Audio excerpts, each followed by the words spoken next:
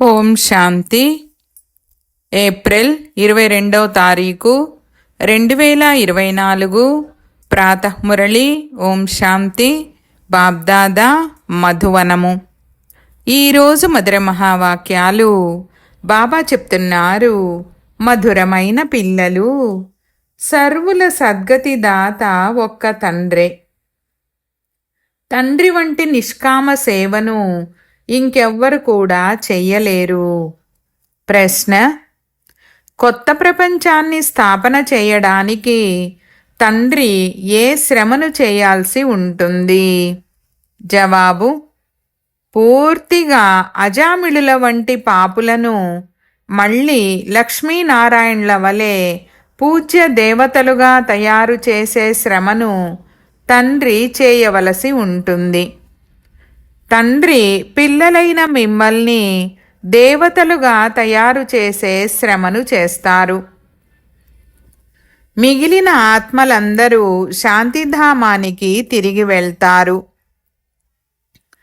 ప్రతి ఒక్కరూ తమ లెక్కాచారాలను సమాప్తం చేసుకొని యోగ్యులుగా అయ్యి తిరిగి ఇంటికి వెళ్ళాలి.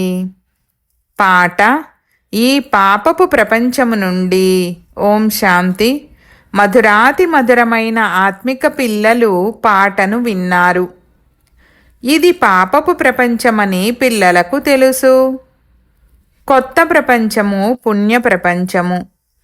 అక్కడ పాపమనేది ఉండదు. అది రామరాజ్యం, ఇది రావణ రాజ్యం. ఈ రావణ రాజ్యంలో అందరూ పతితులుగా దుఃఖితులుగా ఉన్నారు. కావుననే ఓ పతిత పావన, మీరు వచ్చి మమ్మల్ని పావనంగా తయారు చేయండని పిలుస్తారు. అన్ని ధర్మాల వారు పిలుస్తారు. ఓ గాడ్ ఫాదర్, మీరు వచ్చి మమ్మల్ని విముక్తులుగా చేయండి, మార్గదర్శకునిగా అవ్వండి అని. అనగా తండ్రి ఎప్పుడైతే వస్తారో అప్పుడు సృష్టి అంతటిలోనూ ఏ ధర్మాలైతే ఉన్నాయో వారందరినీ తీసుకువెళ్తారు. ఈ సమయంలో అందరూ రావణ రాజ్యంలో ఉన్నారు. అన్ని ధర్మాల వారిని తిరిగి శాంతిధామంలోకి తీసుకువెళ్తారు. వినాశనమైతే అందరిది జరగవలసిందే. తండ్రి ఇక్కడకు వచ్చి పిల్లలను సుఖధామానికి యోగ్యులుగా తయారు చేస్తారు. సర్వుల కళ్యాణాన్ని చేస్తారు. కావున వారినొక్కరినే సర్వుల సద్గతిదాత, సర్వుల కళ్యాణాన్ని చేసేవారు అని పిలవడం జరుగుతుంది. తండ్రి అంటారు, ఇప్పుడు ఇక మీరు తిరిగి వెళ్ళాలి. అన్ని ధర్మాల వారు శాంతిధామంలోకి, నిర్వాణధామంలోకి వెళ్ళాలి. అక్కడ ఆత్మలందరూ శాంతిలో ఉంటారు. రచయిత అయిన అనంతమైన తండ్రి ఎవరైతే ఉన్నారో వారే వచ్చి అందరికీ ముక్తి మరియు జీవన్ముక్తులనిస్తారు. కావున మహిమ కూడా ఆ ఒక్క గాడ్ ఫాదర్నే చేయాలి. ఎవరైతే వచ్చి సర్వుల యొక్క సేవను చేస్తారో వారినే స్మృతి చెయ్యాలి. నేను దూరదేశంలో పరంధామంలో ఉండేవాడినని తండ్రే స్వయంగా అర్థం చేయిస్తారు. అన్నింటికన్నా ముందు ఏ ఆది సనాతన దేవీ దేవతా ధర్మమైతే ఉండేదో అది ఇప్పుడు లేదు. అందుకే నన్ను ఇప్పుడు పిలుస్తారు. నేను వచ్చి పిల్లలందరినీ తిరిగి తీసుకువెళ్తాను. ఇప్పుడు హిందూ అనేది ధర్మమేమీ కాదు. వాస్తవానికి అది దేవీ దేవతా ధర్మము. కానీ పవిత్రంగా లేని కారణంగా స్వయాన్ని దేవతలకు బదులుగా హిందువులని పిలిపించుకుంటున్నారు. హిందూ ధర్మాన్ని స్థాపన చేసేవారు ఎవ్వరూ లేరు. గీతయే సర్వశాస్త్ర శిరోమణి. అది భగవంతుని ద్వారా గానం చేయబడ్డది. భగవంతుడని ఒక్కరినే పిలవడం జరుగుతుంది. వారే గాడ్ ఫాదర్. శ్రీకృష్ణుణ్ణి లేక లక్ష్మీనారాయణలను గాడ్ ఫాదర్ లేక పతిత పావనులని అనరు. వారు రాజా రాణులు. వారిని ఆ విధంగా ఎవరు తయారు చేశారు? తండ్రి. తండ్రి మొదట కొత్త ప్రపంచాన్ని రచిస్తారు. దానికి వీరు యజమానులుగా అవుతారు. అలా ఎలా అయ్యారన్నది మనుష్య మాతృలెవరికీ తెలీదు. గొప్ప గొప్ప లక్షాధికారులు మందిరాలు మొదలైన వాటిని నిర్మిస్తారు. వారినడగాలి, వీరు ఈ విశ్వరాజ్యాధికారాన్ని ఎలా పొందారు, యజమానులుగా ఎలా అయ్యారు? అది ఎప్పుడు ఎవ్వరూ తెలియజేయలేరు.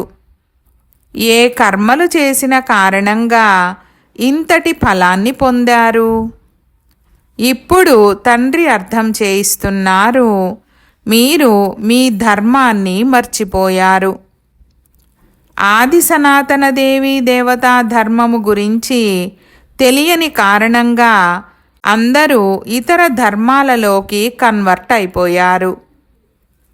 వారు మళ్ళీ తమ తమ ధర్మాలలోకి తిరిగి వస్తారు.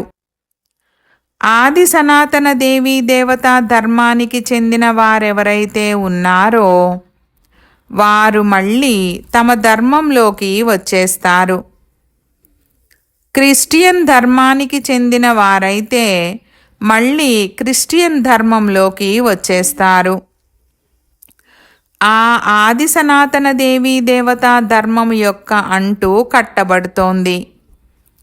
ఎవరెవరు ఏ ఏ ధర్మానికి చెందినవారో వారు ఆ ధర్మంలోకి రావలసి ఉంటుంది. ఇది వృక్షము. దీనికి 3 శాఖలున్నాయి. మళ్ళీ వాటి నుండి వృద్ధి జరుగుతూ ఉంటుంది. ఇంకెవ్వరూ ఈ జ్ఞానాన్ని ఇవ్వలేరు. ఇప్పుడు తండ్రి చెప్తున్నారు, మీరు మీ ధర్మంలోకి వచ్చేయండి. కొందరు నేను సన్యాస ధర్మంలోకి వెళ్తాను, సన్యాసి అయిన రామకృష్ణ పరమహంసుని అనుచరుడిని అని అంటారు. వాస్తవానికి వారు నివృత్తి మార్గానికి చెందినవారు. మీరు ప్రవృత్తి మార్గానికి చెందినవారు. గృహస్థ మార్గము వారు నివృత్తి మార్గము వారికి అనుచరులుగా ఎలా అవ్వగలరు? మీరు మొదట ప్రవృత్తి మార్గములో పవిత్రంగా ఉండేవారు. మళ్ళీ రావణుడి ద్వారా మీరు అపవిత్రంగా అయ్యారు. ఈ విషయాలను తండ్రి అర్థం చేయిస్తారు. మీరు గృహస్థాశ్రమానికి చెందినవారు. భక్తిని కూడా మీరే చెయ్యాలి. తండ్రి వచ్చి భక్తి ఫలమైన సద్గతిని ఇస్తారు. ధర్మమే శక్తి అని అంటారు. తండ్రి ధర్మస్థాపనను చేస్తారు. మీరు మొత్తం విశ్వమంతటికి యజమానులుగా అవుతారు. తండ్రి ద్వారా మీకు ఎంతటి శక్తి లభిస్తుంది? ఒక్క సర్వశక్తివంతుడైన తండ్రే వచ్చి సర్వులకు సద్గతిని ఇస్తారు. ఇంకెవ్వరూ సద్గతిని ఇవ్వలేరు, అలాగే పొందలేరు కూడా. ఇక్కడే వృద్ధి చెందుతూ ఉంటారు. ఎవ్వరూ తిరిగి వెళ్ళలేరు. తండ్రి అంటారు, నేను సర్వధర్మాలకు సేవకుడిని. వచ్చి అందరికీ సద్గతినిస్తాను. సద్గతి అని సత్యయుగాన్ని అంటారు. ముక్తి అనేది శాంతిధామములో ఉంటుంది. మరి అందరికన్నా ఉన్నతమైన వారు ఎవరైనట్లు? తండ్రి అంటారు, ఓ ఆత్మలారా, మీరందరూ సోదరులు. మీ అందరికీ తండ్రి నుండి వారసత్వం లభిస్తుంది. నేను వచ్చి అందరినీ తమ తమ సెక్షన్లలోకి వెళ్ళేందుకు యోగ్యులుగా చేస్తాను. యోగ్యులుగా అవ్వకపోతే శిక్షలను అనుభవించవలసి వస్తుంది. లెక్కాచారాలను తీర్చుకొని మళ్ళీ తిరిగి వెళ్తారు. అది శాంతిధామము మరియు ఇది సుఖధామము. తండ్రి అంటారు, నేను వచ్చి కొత్త ప్రపంచాన్ని స్థాపన చేస్తాను. ఇందులో కష్టపడవలసి ఉంటుంది. పూర్తిగా అజామిళుల వంటి పాపులను నేను వచ్చి ఈ విధంగా దేవీదేవతలుగా తయారు చేస్తాను. మీరు ఎప్పటి నుండైతే వామమార్గంలోకి వెళ్ళారో అప్పటి నుండి మెట్లు దిగుతూ వచ్చారు. ఈ 84 జన్మల మెట్లు కిందకు దిగే మెట్లే. సతో ప్రధానము నుండి సతో, రజో, తమో. ఇప్పుడిది సంగమము. తండ్రి అంటారు, నేను ఒకేసారి వస్తాను. నేనేమి ఇబ్రహీం, బుద్ధుడు మొదలైన వారి తనువులలోకి రాను. నేను పురుషోత్తమ సంగమయుగములోనే వస్తాను. ఇప్పుడిక తండ్రిని ఫాలో చేయండని చెప్పడం జరుగుతుంది. తండ్రి అంటారు, ఆత్మలైన మీరందరూ నన్నే ఫాలో చెయ్యాలి. మీరు నన్నొక్కరినే స్మృతి చేసినట్లయితే మీ పాపాలు యోగాగ్నిలో భస్మం అవుతాయి. దీనినే యోగాగ్ని అని అంటారు. మీరు సత్యాతి సత్యమైన బ్రాహ్మణులు. మీరు కామచితి నుండి జ్ఞానచితిపై కూర్చుంటారు. ఈ విషయాలన్నింటినీ ఒక్క తండ్రే అర్థం చేయిస్తారు. క్రైస్టు, బుద్ధుడు మొదలైన వారందరూ వారొక్కరినే స్మృతి చేస్తారు. కానీ వారి గురించి ఎవ్వరికీ యథార్థంగా తెలీదు. ఇప్పుడు మీరు ఆస్తికులుగా అయ్యారు. రచయితను మరియు రచనను మీరు తండ్రి ద్వారా తెలుసుకున్నారు. ఋషులు, మునులు మొదలైన వారందరూ మాకు తెలీదని అనేవారు. స్వర్గము సత్యఖండము. అక్కడ దుఃఖమన్న మాటే లేదు. ఇక్కడ ఎంతటి దుఃఖముంది. ఆయువు కూడా చాలా తక్కువగా ఉంది. దేవతల ఆయువు ఎంత ఎక్కువగా ఉంది. వారు పవిత్ర యోగీలు. ఇక్కడ అపవిత్ర భోగులుగా ఉన్నారు. మెట్లు దిగుతూ దిగుతూ ఆయువు తగ్గిపోతూ ఉంటుంది. అకాల మృత్యువులు కూడా జరుగుతూ ఉంటాయి. తండ్రి మిమ్మల్ని ఎలా తయారు చేస్తారంటే, ఇక మీరు 21 జన్మలు ఎప్పుడూ రోగగ్రస్తులుగా అవ్వరు. కావున ఇటువంటి తండ్రి నుండి వారసత్వాన్ని తీసుకోవాలి. ఆత్మ ఎంత తెలివైనదిగా అవ్వాలి. తండ్రి ఎటువంటి వారసత్వాన్ని ఇస్తారంటే దాని ద్వారా అక్కడ ఎటువంటి దుఃఖము ఉండదు. మీ ఏడవడము, ఆర్తనాదాలు చేయడము అన్నీ ఆగిపోతాయి. అందరూ పాత్రధారులే. ఆత్మ ఒక శరీరాన్ని వదిలి ఇంకొకటి తీసుకుంటుంది. ఇది కూడా డ్రామాయే. బాబా కర్మ, అకర్మ, వికర్మల గతులను కూడా అర్థం చేయిస్తారు. బ్రహ్మ పగలు మరియు రాత్రి మహిమ చేయబడ్డాయి. బ్రహ్మ పగలు మరియు రాత్రే బ్రాహ్మణుల పగలు మరియు రాత్రి. ఇప్పుడు మీ పగలు రానున్నది. మహాశివరాత్రని అంటారు. ఇప్పుడిక భక్తి యొక్క రాత్రి పూర్తయ్యి జ్ఞానము యొక్క ఉదయం జరుగుతుంది. ఇప్పుడిది సంగమము. మీరిప్పుడు మళ్ళీ స్వర్గవాసులుగా అవుతున్నారు. అంధకారమయమైన రాత్రిలో ఎదురు దెబ్బలు కూడా తిన్నారు. నుదుటిని కూడా అరగదీసుకున్నారు, ధనాన్ని కూడా పోగొట్టుకున్నారు.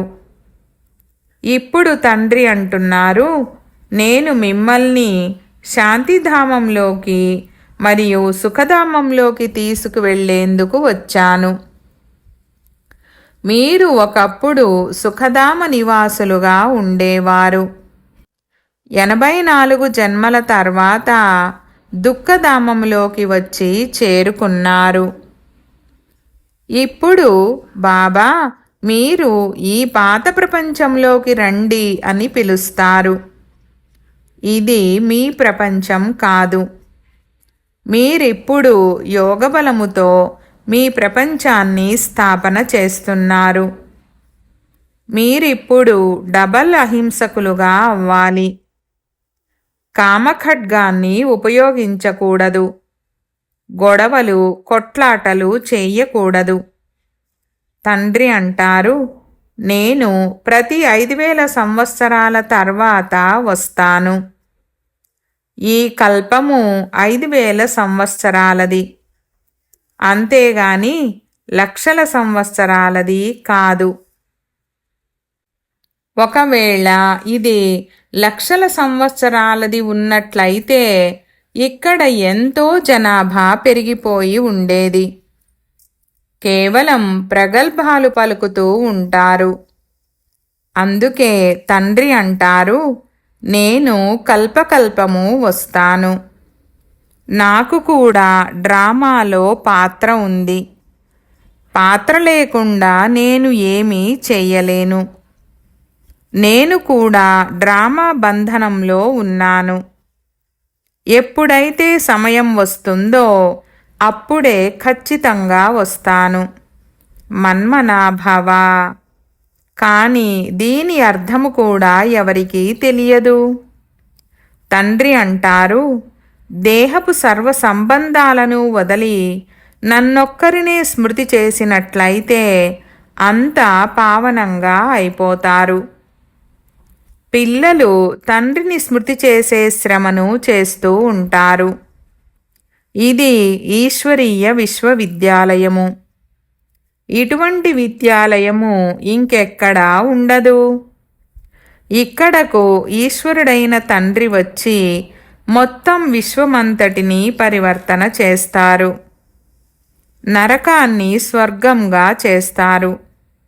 దానిపై మీరు రాజ్యం చేస్తారు. ఇప్పుడు తండ్రి చెప్తున్నారు, మీరు నన్ను స్మృతి చేసినట్లయితే తమో ప్రధానము నుండి సతో ప్రధానంగా అయిపోతారు. ఇది బాబా యొక్క భాగ్యశాలి రథము. ఇందులోకి తండ్రి వచ్చి ప్రవేశిస్తారు. శివజయంతి గురించి ఎవరికీ తెలియదు. వారైతే పరమాత్మ నామరూపాలకు అతీతుడని అనేస్తారు. అరే, నామరూపాలకు అతీతమైన వస్తువేది ఉండదు. ఇది ఆకాశమని అంటారు కదా, మరి అది కూడా పేరే కదా. అదంతా ఆకాశమే, కానీ పేరైతే ఉంది కదా. అలాగే ఈ తండ్రికి కూడా కళ్యాణకారి అన్న పేరు ఉంది. మళ్ళీ భక్తి మార్గంలో ఎన్నో పేర్లను పెట్టారు. బాబురీనాథ్ అని కూడా అంటారు.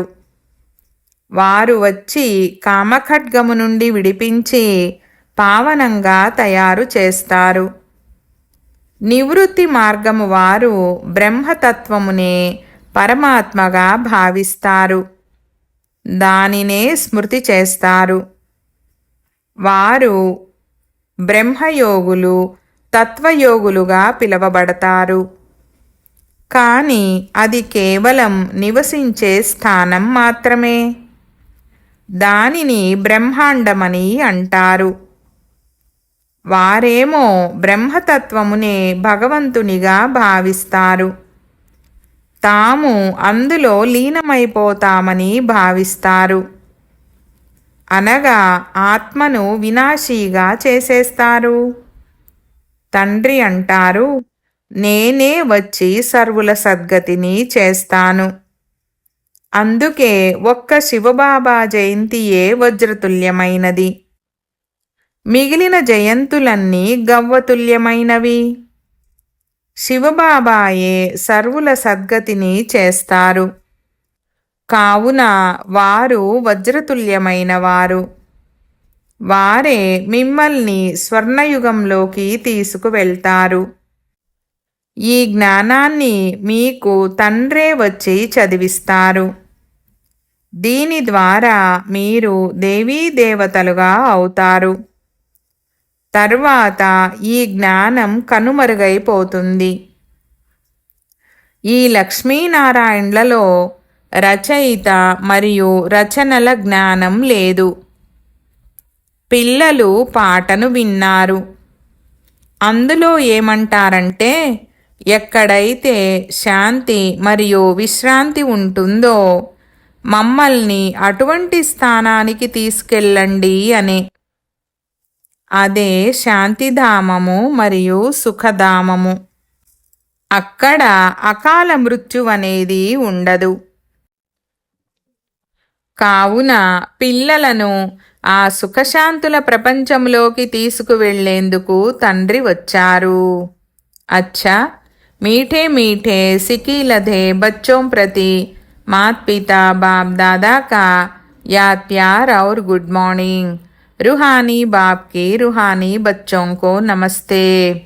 हम रूहानी बच्चों की रूहानी बाप दादा को याद प्यार, गुड मॉर्निंग और నమస్తే నమస్తే బాబా నమస్తే. రాత్రి క్లాసు. ఇప్పుడు మీ సూర్యవంశము చంద్రవంశము 2 వంశాలు తయారవుతాయి. ఎంతగా మీరు తెలుసుకుంటారో మరియు పవిత్రంగా అవుతారో అంతగా ఇంకెవ్వరూ తెలుసుకోలేరు, అలాగే పవిత్రంగా కూడా అవ్వలేరు. ఇకపోతే తండ్రి వచ్చారన్నది తెలుసుకుంటే తండ్రిని స్మృతి చేయడం మొదలు పెడతారు. మున్ముందు లక్షలాది మంది, కోట్లాది మంది అర్థం చేసుకోవడం కూడా మీరు చూస్తారు. వాయుమండలమే అలా ఉంటుంది. చివరి సమయంలోని యుద్ధంలో అందరూ హోప్లెస్ అయిపోతారు. అందరికీ టచ్ అవుతుంది. మీ శబ్దం కూడా వ్యాపిస్తుంది. స్వర్గస్థాపన జరుగుతోంది. మిగిలిన వారందరి మృత్యువు సిద్ధంగా ఉంది. కానీ ఆ సమయం ఎలా ఉంటుందంటే ఇక గుటకలు మింగడానికి కూడా సమయం ఉండదు. ఎవరైతే మిగిలి ఉంటారో వారు మున్ముందు ఎంతో అర్థం చేసుకుంటారు. అలాగని వీరందరూ ఆ సమయంలో ఉంటారని కాదు. కొందరు మరణిస్తారు కూడా. ఎవరైతే కల్పకల్పము ఉంటారో వారే ఉంటారు. ఆ సమయంలో ఒక్క తండ్రి స్మృతిలో ఉంటారు. శబ్దము కూడా తగ్గిపోతుంది. ఇక స్వయాన్ని ఆత్మగా భావిస్తూ తండ్రిని స్మృతి చేయడం మొదలు పెడతారు. మీరందరూ సాక్షిగా అయి చూస్తారు. చాలా దుఃఖమయమైన సంఘటనలు జరుగుతూ ఉంటాయి. ఇప్పుడిక వినాశనం జరగనున్నదని, ప్రపంచం మారనున్నదని అందరికీ తెలిసిపోతుంది. ఎప్పుడైతే బాంబులు పడతాయో అప్పుడు వినాశనం జరుగుతుందని వివేకం చెప్తుంది. ఇప్పుడు పరస్పరం షరతులు పెట్టండి, మేము బాంబులు వేయమని ప్రతిజ్ఞ చేయండని చెప్పుకుంటూ ఉంటారు. కానీ ఈ వస్తువులన్నీ వినాశనం కొరకే తయారై ఉన్నాయి. పిల్లలైన మీకు సంతోషం కూడా ఎంతో ఉండాలి. కొత్త ప్రపంచం తయారవుతోందని మీకు తెలుసు.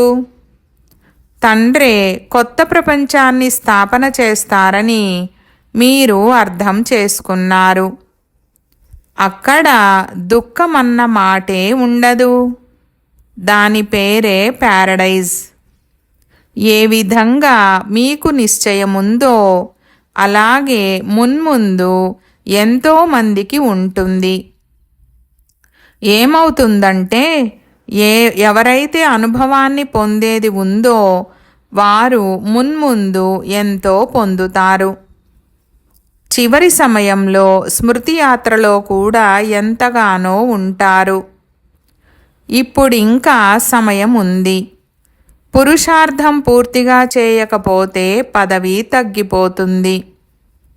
పురుషార్థం చేయడం ద్వారా పదవి కూడా మంచిది లభిస్తుంది. ఆ సమయంలో మీ అవస్థ కూడా చాలా బాగుంటుంది. సాక్షాత్కారాలు కూడా పొందుతారు. కల్పకల్పము ఏ విధంగా వినాశనం జరిగిందో అదే విధంగా జరుగుతుంది. ఎవరిలోనైతే నిశ్చయం ఉంటుందో, చక్రం యొక్క జ్ఞానం ఉంటుందో వారు సంతోషంగా ఉంటారు. అచ్చా, ఆత్మిక పిల్లలకు గుడ్ నైట్.